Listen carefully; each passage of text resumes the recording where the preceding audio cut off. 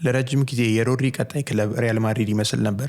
ከዓለም ዋንጫ በፊት ስሙ ከማድሪድ ጋር እየተያያዘ የነበረው አማካይ የስፔኑን ክለብ የሚቀላቀል ይመስል ነበር። በተለይ በዓለም ዋንጫው የውድድሩ ምርጥ ያሰኘውን ምርጥ ብቃት ካሳየ በኋላ ወደ ማድሪድ መሄዱ የጊዜ ጉዳይ አስመስሎት ነበር።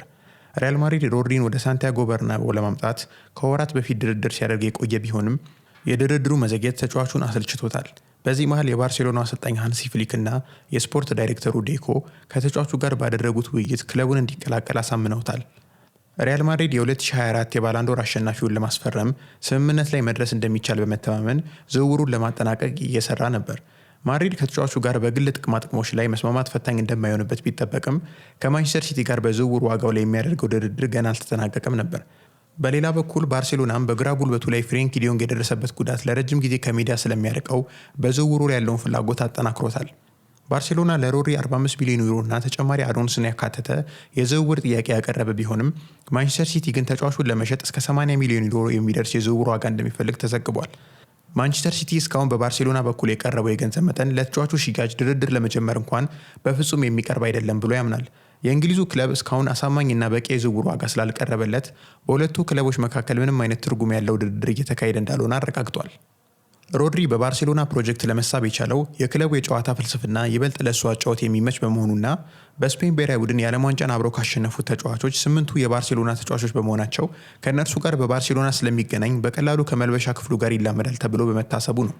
በሌላ በኩል ሪያል ማድሪድ ባለፈው የውድድር ዘመን ከላሊጋው ሻምፒዮኑ ባርሴሎና በ8 ነጥብ ዝቅ ብሎ ካጠናቀቀ በኋላ አለመረጋጋት ውስጥ ይገኛል።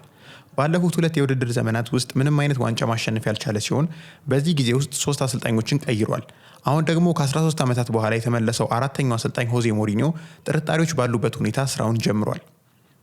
ባርሴሎና ለሮድሪ ጨዋታን የመቆጣጠርና ከተቃራኒ ቡድን ኳስ በፍጥነት የማስጣል ብቃት የበለጠ የተረጋጋ ሁኔታ የሚያመቻችለት ይመስላል።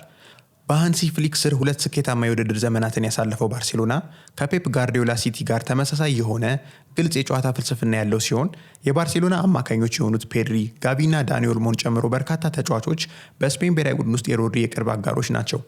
ምንም እንኳን ሮድሪ ከዓለም ዋንጫ በኋላ ቀላል የጀርባ ቀዶ ሕክምና የተደረገለት ቢሆንም በዚህ ወር መጨረሻ ወደ ልምምድ ይመለሳል ተብሎ ይጠበቃል።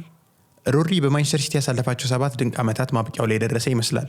ሮድሪ የሲቲ ስኬት መሰረት ሲሆን 4 ጊዜ የፕሪሚየር ሊግ ሻምፒዮን ሲሆኑና በ2023 ለተገኘው የቻምፒየንስ ሊግ ድል ግንባር ቀደም ሚና ተጫውቷል። ያለው ተፈጥሯዊ ችሎታ በትውልድ ውስጥ ካሉ ድንቅ ኳስ አቀባዮች አንዱ አድርጎታል።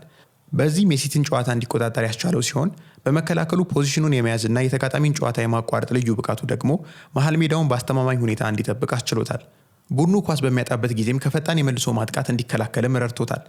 ይህ አይነቱ ክሎት የመስመር ተከላካዮች ወደፊት በሚሄዱበትና የተቀሩት አማካኞች በተጋጣሚ ላይ የቁጥር ብልጫ ለመፍጠር ወደ ተቃራኒ ሳጥን በሚጠጉበት የፍሊክ የጨዋታ ስልት ውስጥ ፍጹም ተስማሚ ነው። ሮድሪ በፕሪሚየር ሊጉ ላለፉት ዓመታት ሲያደርግ የነበረውን ተመሳሳይ ሚና ይወጣል። በመሃል ተከላካዮች መካከል በመግባት ኳሶችን ወደ መስመር ያሰራጫል። እንዲሁም ተገቢውን ጊዜ ጠብቆ ወደፊት በመሄድ በባላጋራ የሳጥን ክልል አካባቢ ያሉ ክፍት ቦታዎችን ራሱም ያጠቃል። ቀደም ብዬ ብዙ የባርሴሎና ተጫዋቾች ከዚህ በፊት ከሮድሪ ጋር ተጫውቶ እንደነበር ጠቅሻለሁ። ይበልጥ ሐሳቡን እንዲያጠናክርልኝ ደግሞ ይህን ሰንጠረዥ መመልከት ይቻላል። ይህ ምስል የባርሴሎና ተጫዋቾችና ሮድሪ አብረው የተጫወቱበትን የጨዋታና ደቂቃ ብዛት ያሳያል። ከሮድሪ ጋር በማንቸስተር ሲቲ ቤት አብረው የተጫወቱት ካንሴሎ በ132 ጨዋታዎች ቀዳሚ ሲሆን ሌሎች በዋነኝነት የስፔን የቡድን አጋሮቹ የተቀረውን ስፍራ ይዘዋል።